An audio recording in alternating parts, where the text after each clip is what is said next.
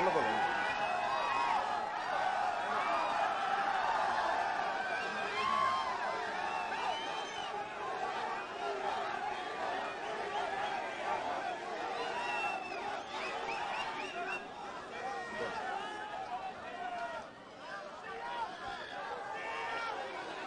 రోజున నేను చెప్పాను, నా కులం లేదు, మతం లేదు, ప్రాంతం లేదని. నా చెల్లెలు మా ఆడపడుచుకి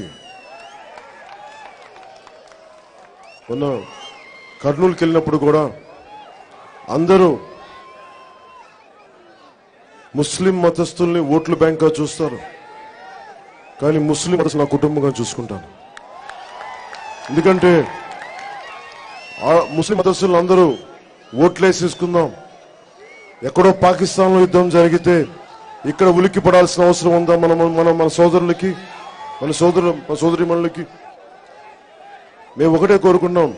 నా చెల్లికి నేను మాటిస్తున్నాను, మీరు బలంగా ఉంటారు. మీ మీద ఎలాంటి వివక్ష ఉన్నా కానీ, ఎలాంటి దాడులున్నా కానీ నేను మీకు అండగా నిలబడతాను. అలాగే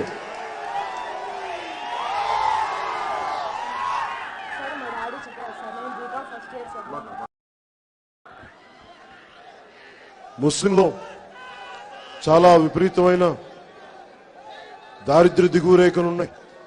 వాళ్ళందరికీ ఉన్నతమైన చదువులు కానీ, విద్యా అవకాశాలు కానీ, ఉపాధి అవకాశాలు కానీ బలంగా లభించేలా జనసేన పార్టీ కృషి చేస్తుంది. మీ అందరికీ అండగా ఉంటాం. ఎందుకంటే నేను కోరుకునేది మత సహనాన్ని కోరుకుంటాను, మత ఐక్యతని కోరుకుంటాం.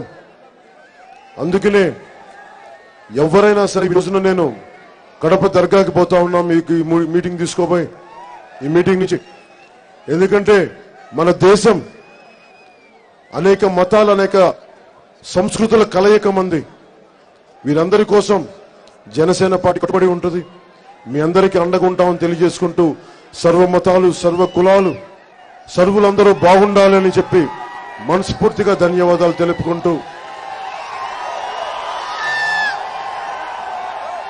ముఖ్యంగా ఇక్కడున్న యువతకి, ఆడపడుచులకి మాన ప్రాణ సంరక్షణ మొదటి బాధ్యత తీసుకుంటాను.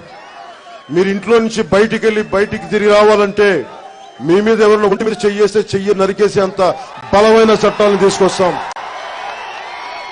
అలాగే ఇక్కడున్న యువతకి మీరు చదువుకొని క్యాపిటేషన్ ఫీజులు కట్టేసిన పరిస్థితిలో ఉండి ఉద్యోగాలు లేక అటు బెంగళూరు అటు పోతా ఉన్నాం. మన రాయలసీమలో ఇంత నేల ఉంది, పరిశ్రమలు లేవు, ఉపాధి అవకాశాలు లేవు. నాయకులు మనకు లంచాలు అవసరం లేదనుకుంటే బోల్డని పరిశ్రమలు వస్తాయి. వచ్చిన ప్రతి పారిశ్రామికవేత్తకి మీరు మాకు ఎంత డబ్బులు ఇస్తారంటే పారిశ్రామికవేత్తలు పారిపోతారు. డబ్బులు కొడతా ఉంటే పారిశ్రామికవేత్తలు పారిపోతారు. మేము పారిశ్రామికవేత్తలు అండగా చేర్చుకుంటాం. రాయలసీమలో పెట్టుబడులు పెట్టిస్తాం. మనందరికీ ఉపాధి అవకాశాలు వచ్చే